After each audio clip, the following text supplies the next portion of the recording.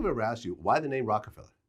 Tone Hooker came up with that name. That was prior to me even being a part of anything musically. Okay. I mean, because I assume it's based on, John D. Rockefeller. It was. And then when you battle somebody, you rock a fella. So it's like a double entendre.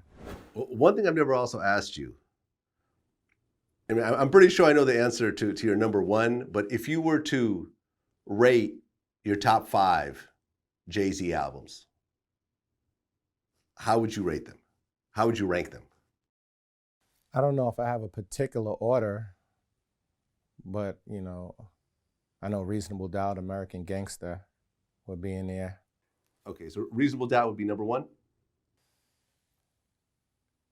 Either that or American. It's right now American Gangster. I've been living with that, a lot. So it's definitely easy. Maybe there's a 1A and 1B. I don't see people putting American Gangster as their favorite Jay-Z album. This is the first time I've actually heard that. Okay. Well, this is me, right? Not yeah. people. Well, yeah, and that's why this is so interesting, because I mean you're the most involved. I know. But I'm just saying this is what speaks to me, right? So okay, those two, Blueprint, Black Album. What's the 5th one? Oh, maybe 444 at this point. Okay. So his best-selling album, which was Hard Knock Life 2, would not be in your top 5? Right now, no. But, because it's not about what sells the most. You know what I'm saying? That's probably the biggest one commercially. Yeah. Yeah, man. I mean, I'll put Reasonable Doubt number 1. Yeah, and that's the one that sold the least, so, right? Did that sell the least out of all his albums? Yeah. To this day? Uh-huh. Yeah, okay. All right. I mean, it was a very different music industry back then. No, but that's my point is it doesn't matter about the sales, right? It's whatever, it's your personal preference. You and your older brother, Bob, a.k.a. Bobalob? Yeah, Bobalob, yeah. At one point, he ends up getting killed. I guess in the Bronx? Yeah. To this day, do you have any idea the story behind that? No. Describe to me the moment that you got that phone call. I got probably a little after midnight. My nephew's birthday was the night before. So we were just celebrating the birthday. I think we're at Benihana's.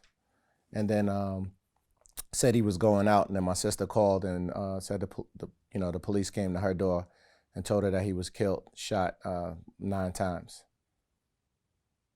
So yeah, to this day we still don't know what happened, what it was. That was back in 2003. So still a painful thing, especially for the family, myself. No, I mean, especially you're talking about 9 times. That's a personal situation for someone to risk, getting caught, by shooting someone that many times.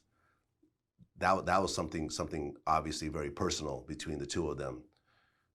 And the fact that the person never got caught, how badly did that eat you up?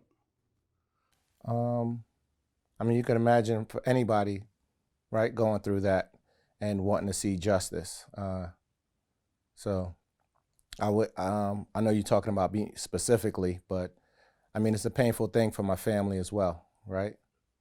So I'm really sensitive even when I go through that. I talk about it, but I got to remember, these platforms and who's listening and who's talking and who's it reaching and coming back to, right? So I've spoke about it a lot over the years, right? And Jay talked about it in the song in depth, but still I got to be real cognizant of their feelings as well. No, absolutely.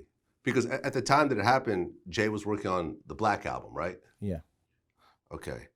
And then he ended up talking about that situation on Lucifer. Yes, correct. And you actually had no idea that verse was even being put together. No. How was that when you come in the room and they play that song for you, and suddenly Jay is talking about, I got dreams of holding a 9mm to Bob's killer. It's still a painful thing. And I didn't appreciate it at the time, but I can appreciate it now that, my brother got his name in a song that tends to live on forever. And I even use it as motivation now. Whether I'm working out, whether I'm listening to something, whether I'm in a place where it feels like my back is to the wall, I can listen to that and know that I can move through and get through anything, because that's who my brother was. He was the person that would always push you to go to that next level. So I find it as a positive now.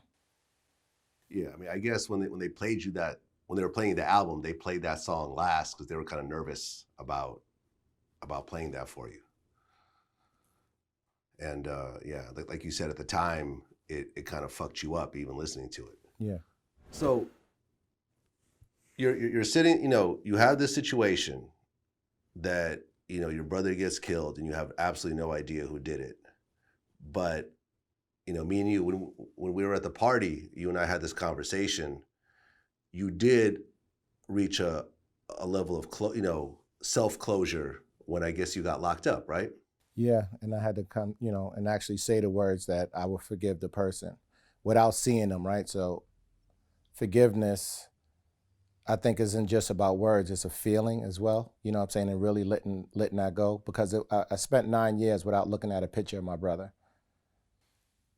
because it was that painful. So I had to come, after I got saved and really say, look, there's a forgiveness, and just prayed for whoever that was that, that put us through that circumstance, and for whoever that is as well. So you truly forgive that person? If that person came in the room right now and I don't said, know hey, what I would do. Yeah. No. What was it in prison that made you find Jesus? I don't know if I found him. I think he found me. Explain. I went through, after speaking to somebody about a business plan, and they chose to talk to me about the Lord. In about 6 hours, we, went through, talked about Bible, talked about scripture, talked about, we fellowship, talked about real life situations, things we've been through, gone through. And then that night, things changed for me. And I couldn't stop thinking about the Lord. And I came back and told him about that. And then we started to have more conversations about it. And then I get, I was all in after that. I mean, were you religious at all before then? And I was an atheist. Okay. I'm an atheist. And I mean, I guess I've never gone through this level of awakening that you're really describing. So even as a kid, did you go to church at all? Even an atheist, you still have faith, right? Yeah, I have faith. Yeah, but I'm saying, so you have to have faith that this isn't real. Right? It isn't? No, Explain. I'm just saying, right? If you're atheist and you don't believe in something, you have to have faith that it isn't real, right? So it's either you have faith in something is real, or you have faith that it's not. It's just funny, like when you think about it, it still becomes faith-based, even on both sides of that coin. So you're saying that I have faith in what I see around me? Or that you don't believe in, right? Because you have to have enough faith that, especially in Christianity, they talk about, if you don't have faith, you may not make it, right, to the afterlife, whatever. So you have to have faith that that's not true, that's not going to happen. Or even with, Buddhists, Muslims, or whatever it is, right? What was it about Christianity that drew you? Because it seems like a lot of people become Muslims in prison. But you chose Christianity. What was it about Christianity that really... Like I said, I didn't choose it. I feel like it chose me. Yeah. It chose you. Yeah. Got it. So now you go to church on a regular basis and so forth? I don't know if it's a schedule, but it's not about church.